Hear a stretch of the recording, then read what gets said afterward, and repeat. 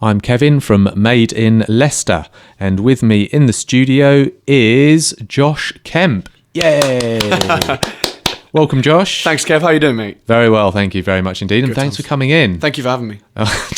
We could spend the whole 5-minute interview going, thanks, couldn't we? It's great to see you. It is. It's great to see you. Anyway, no, you're one of Leicester's more established singer-songwriters, aren't you? I've seen you around quite a few times now. I gig quite a lot.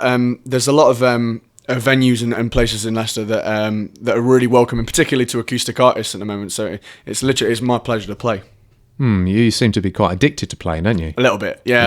Last year I ended up doing 230 gigs in 2013, and it's just, traveling and gigging. It's my favorite part of being a musician and whatnot. You get to see people. So sometimes you get to see new people. Other times you get to see people that come to the last one, and that's even better. But the whole life of it, the gigging's the best part. And you usually perform on your own, is that right? Yeah, solo. Yeah, I use a loop pedal. Oh yeah, live. I've seen that. That's fascinating me. That is. It's basically just for those who haven't seen it before, it's like a big box, and I plug my guitar and a mic into it, and I press a button that's like a record button, and then when I press it again, that's a button on the floor, pedal, isn't it? Yeah, exactly. With my feet. Foot, yeah. And then when I press it starts to record. You just sort of press something with your foot, and then all of a sudden this magic seems to exactly. So I love people's faces when they see that I'm not actually playing the guitar, but it's still going. They're just like. So, what's going on? So to get straight, so you press the button to start recording. Yep. You play a couple of notes. Yep. You play what you want to play, and then as soon as you press it again, whatever you've played, it'll loop that. So it'll keep playing it over it'll and keep over going again until you tell it to stop. Can you do it on different levels? Can you do it? So you can do it once, and then can you record? Overdub, yeah. And so you can record a different sequence of notes, maybe at a different octave or whatever. Yes, absolutely. You can overdub and record on top as much as you like. It's an incredible piece of kit. So with you just playing on your own, it can sound like you've got a whole band. A full band, yeah. And I guess so in some ways you can't replace that kind of full band magic, but I've written all my songs with this loop pedal. It kind of feels like as much of my set now as my guitar itself. So it's like it's like my bandmate altogether. And for me, I think it's got an additional special feel to it because you're actually making the music there, aren't you? Yeah. Live. It literally is so much fun. When you're playing live and you can almost do anything you want, and I like to change it up almost every time. Yeah. Okay, that's brilliant. That is. So you're from Nottingham, aren't you? Yes, I'm indeed. Just in between Nottingham and Derby, but just in Nottinghamshire. And do you play in Nottingham as much as you do in Leicester? Yeah, no, I play in Nottingham quite a lot. Like Leicester, there's a pretty good music scene at the moment, particularly for acoustic artists. There's a lot of bands and venues that sort of use it. So I gig in Nottingham, pretty much as I gig in Leicester, because you're both like sort of half an hour away from where I live-ish. So yeah, that's true, I suppose. Well, so how long have you been performing then, Josh?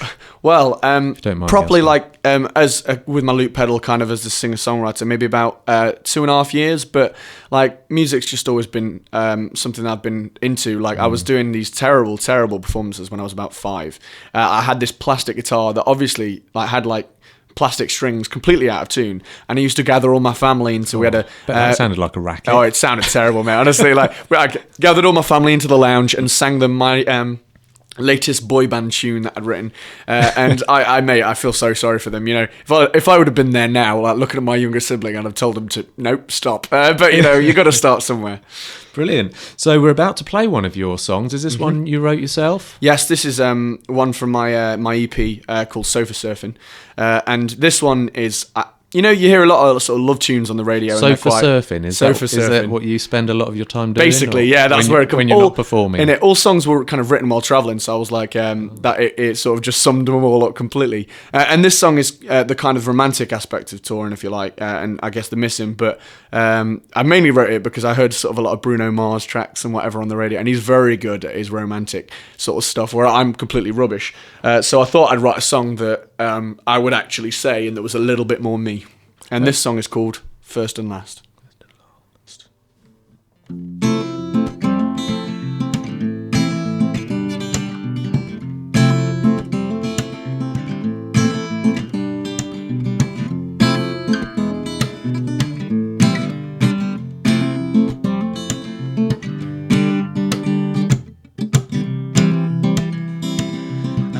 not take you shopping or have the cash to spend. I may not buy you sapphires, and though I may pretend I travel lots, I'm rarely home, and when I am, I mostly moan. But you put up with me anyway. I hear a lot of love songs and promises they make, like I'll never let you hurt again, I'll be there every day. But love is working through the pain, not pushing it away. And you put up with me anyway. 'Cause I could spend all night stargazing, explosions racing through me to my heart. And your eyes, they amaze me, just little pools of perfect in a sea of broken glass. I see you, my first and last. I don't think you understand that if you hadn't took my hand, I'd still be lost, so I demand you find your smile painted on, and don't you move until you come to realize you're perfectly imperfect to me. 'Cause oh, I may not be romantic or sensitive or strong, and all I have is music, and that's where my heart belongs. But just because my heart beats to the rhythm of a drum, it doesn't mean the strings you pull are not where they belong. And even now I'll tell you why I know that you're the one. 'Cause I could spend all night stargazing, explosions racing through me to my heart. And your eyes, they amaze me, just little pools of perfect in a sea of broken glass. Oh, I see you, my first and last. My first and last. My first and last. No, my first and last. My first and last.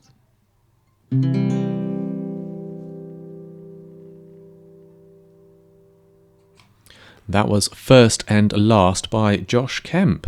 Brilliant. That's what I like about a lot of your songs. They're quite up-tempo, aren't they? They are. Thank you. Like literally, yeah. I kind of I like a good up-tempo song. Like yeah, it keeps people interested. Absolutely. And also as well, you seem to see this happening a bit more these days. But tapping of the guitar as well, almost like there's a drum there. Yeah, it's like that rhythmical thing, isn't it? Like guitar it has that melody side with the strings, but it also, even with just like the strumming, you've got that kind of sort of clicking, sort of rhythmic kind of thing. So it's good to use it. Yeah, that's right. It's brilliant. It's really, really good stuff. Yeah. Did you play that? That's your new single, isn't it? It is indeed. Yeah. Oh, brilliant. So have you got that on an EP or? Yeah, no, that's on the Sofa Surfing EP.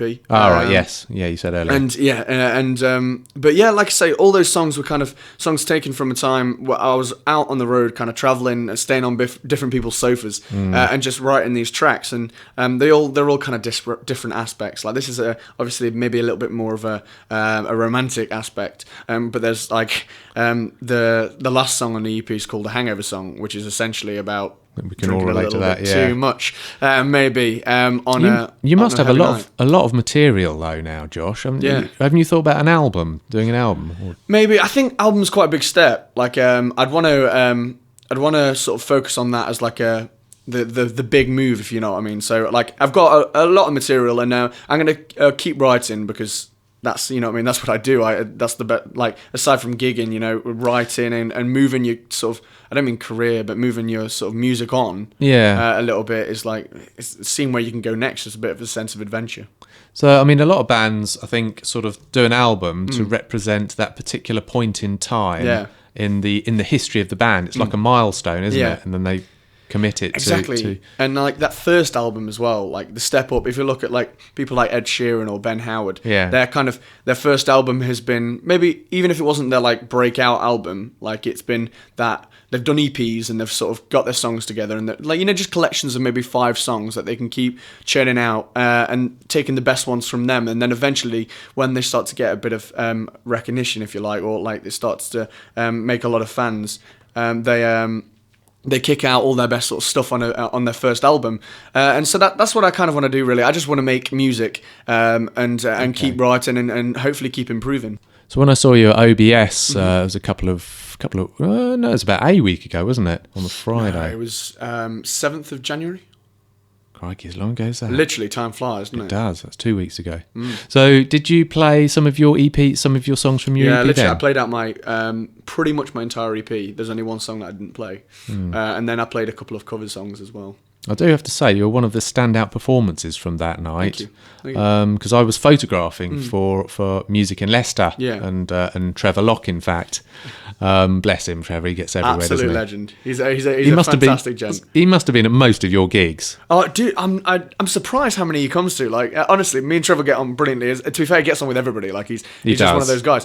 But literally, almost everyone. I'll be like, I don't even know how he hears about them either, because obviously it gets to a point where he's been to like so many. I don't want to like tell him or like be like, come on, Trevor, I know you've been, but come to this one. Yeah, come again. But he always knows about it, and then he'll always be there, and it's great to see him every time. Yeah, I mean, that's how I learn about most of my gigs. I just follow. Well, I don't follow him around, but a lot of the time he'll say, I'm going out such and such, and then I'll say, oh yeah, okay, I'll see you there. Like tonight, but for he's example. retiring, isn't he?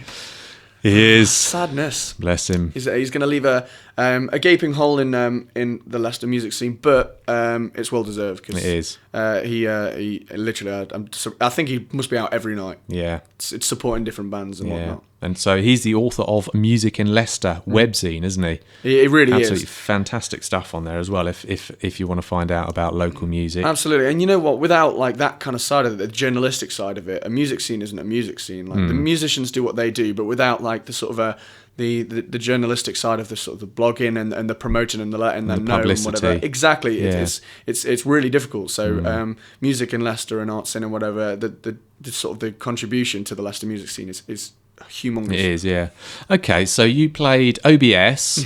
Has anything come from that? Are you playing the finale? Or? I'm not playing the finale, but a guy called Matt Henshaw is playing the finale. And to be fair, if I'm going to lose that, I don't mind losing that to Matt Henshaw. He's an absolutely fantastic performer, and one of Leicester's brilliant. It's not a competition, though, is it? No, so you don't actually lose. I think it's just it's not a competition. You're right. I didn't mean it to word it like that, but you know what I mean. Like it's like as far as the performance, the lineup's concerned, I've seen it, and it is a cracking lineup. So you are in for an absolutely fantastic show. I know. I can't wait for that.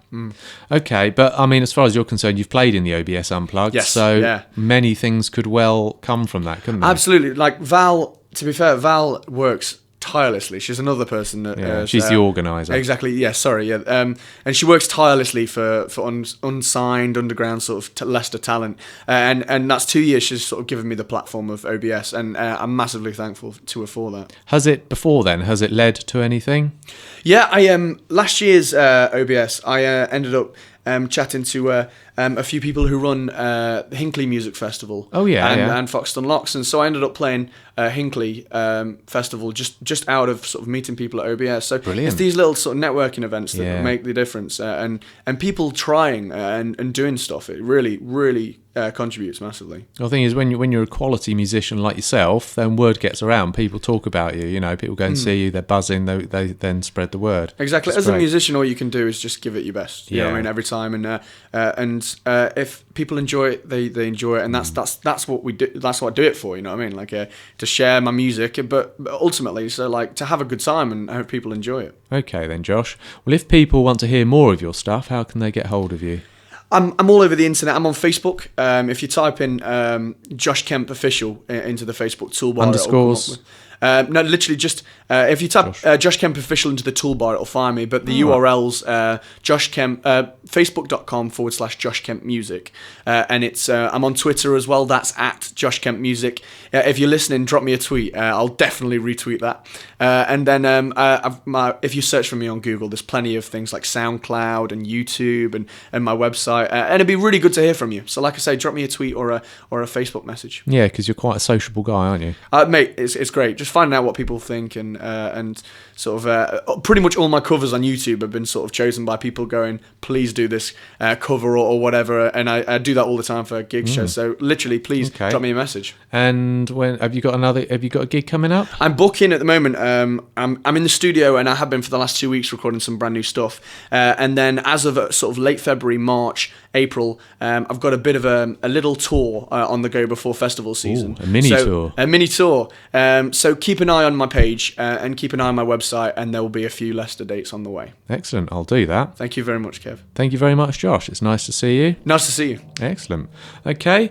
Well, if you'd like to see any more any videos of the artists we have on the show or any more interviews, then go to our Facebook page, facebook.com/Made in Leicester and the number 1.